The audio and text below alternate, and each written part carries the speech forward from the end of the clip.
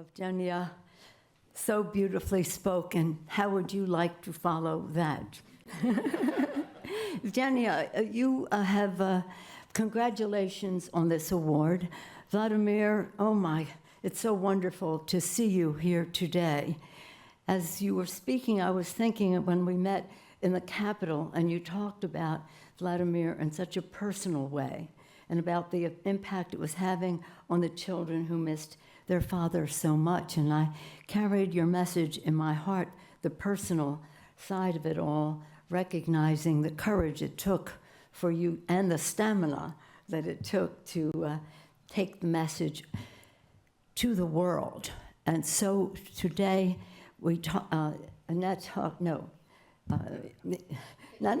Katrina talked about this being a love story day, 2 love stories. I'll add a third, the love story between Tom and Annette Lantos. It was referenced by Tamika earlier, but they were a team. They did so much together. They had a common vision, common values, common just good humor about it all to bring people together, and many times with music, Amanda. And your cousin, I guess, who was the singer, and just other times thinking this is what brings us together, and that sense of community is so important to survival. But they were quite wonderful, and I had the privilege of serving with Tom for decades in the Congress. And I'll never, just appropriate to what we're doing now, I would say to him, I'm so exasperated because people are just not responding right away. Governments are just not responding right away. And so, you know, we saw each other in Norway when the Peace Prize was given to a Chinese dissident in absentia because the Chinese would not let him out. But it was around that time when Tom would say, it takes a long time. You must be patient. Sometimes it takes a long time. And Tom was patient and recognized for his boundless, and Annette, it was a love story. I'm sorry. Well, I've known the children before they even had children, so we go back a very long time. So to see this coming together now with 2 other love stories is something so beautiful. My purpose is to introduce Sviatlana. As I do so, though, I want to say, Evgenia, one of the things that autocrats do, tyrants do, is to tell prisoners that no one remembers them, even knows why they're still in prison. So why don't they just confess to some made-up charges? And Evgenia, your naming those people was so powerful. And that's what we try to do on the floor of the House all the time, is just keep naming people. Like Jimmy Lai last week, at 4-year anniversary of his being arrested for his being a journalist in Hong Kong. And they put people in isolation, solitary confinement, so they have no communication with anyone else. So the recognition that they are there, the communication that sends is very, very important.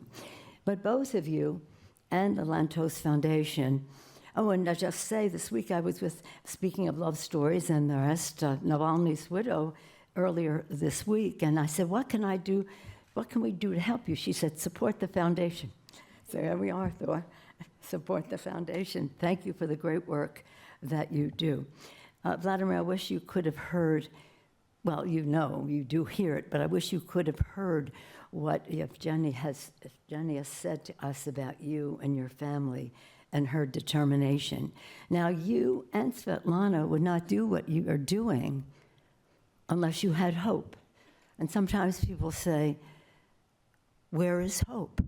Well, hope is sitting where it always has been, right between faith and charity.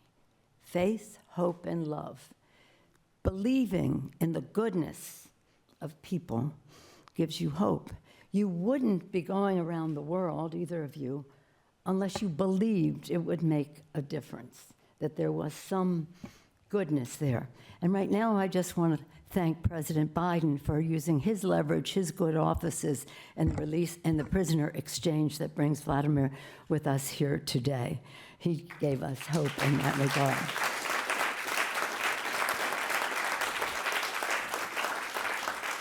When I first met Sviatlana, I was just overwhelmed.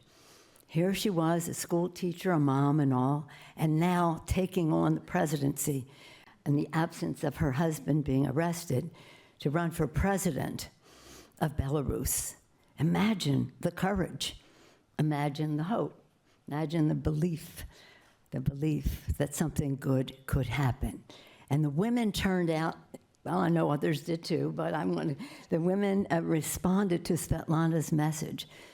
And then around the world, I've seen Sviatlana in Munich, I've seen her in Washington, I've seen her other places, meeting heads of state, and they're so thrilled to meet her, person of such great courage, such great purpose, such great knowledge of what she is about to do.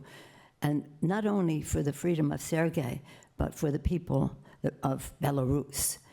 She has, shall we say, in these gatherings, and whether it's Washington or Munich, as I mentioned, people standing in line to meet her.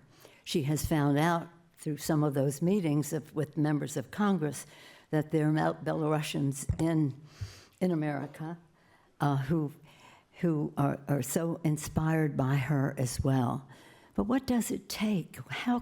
This is so exceptional that she would have this, again, the word keeps coming, courage, to do what she did, to give not only for Sergei, as I say, but for the people. It's just remarkable, because in doing so, she becomes a target herself. But again, she's doing it with such, I don't want to say abandon, but such strength that she's an inspiration to the world as she does this. And as Evgenia said, maybe pretty soon, using leverage, trade, whatever, trading of one asset or another, that Sergei will be with us sometime soon. That's part of it. But what is really the other part of it is that well, I was going to call him a thug, but that the current illegitimate president of Belarus will no longer be there, and democracy will come to Belarus. And when it does, it will be because of one person capturing the aspirations of so many others, understanding it wasn't just about her, but about the many, that makes her strength and her courage reap so much more benefit.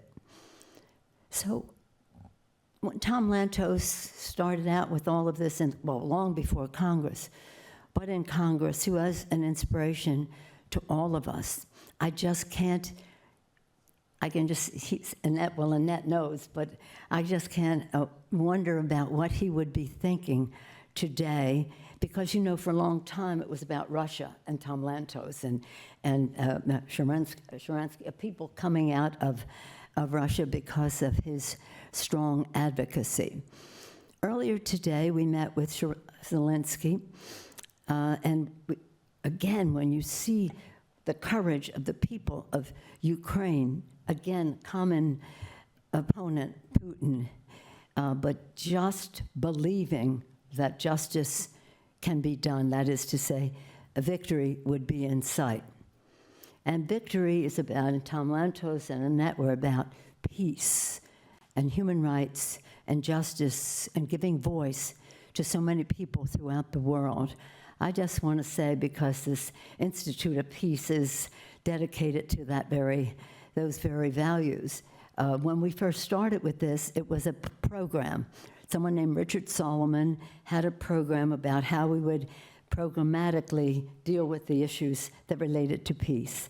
And then it turned into bricks and mortar, and here we are with Evgenia and Sviatlana speaking at a place where, well, you name it, Shimon Peres, tell me some more names. Everybody who's been anybody in the world who's been a champion for peace has spoken here.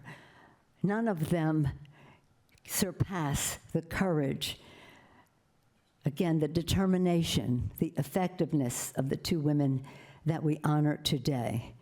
So it is with great pride, great emotion as well, that I had the honor of bringing forth the president, I call her Madam President of Belarus, the great, she goes by one name nationally, Sviatlana. Congratulations, Sviatlana.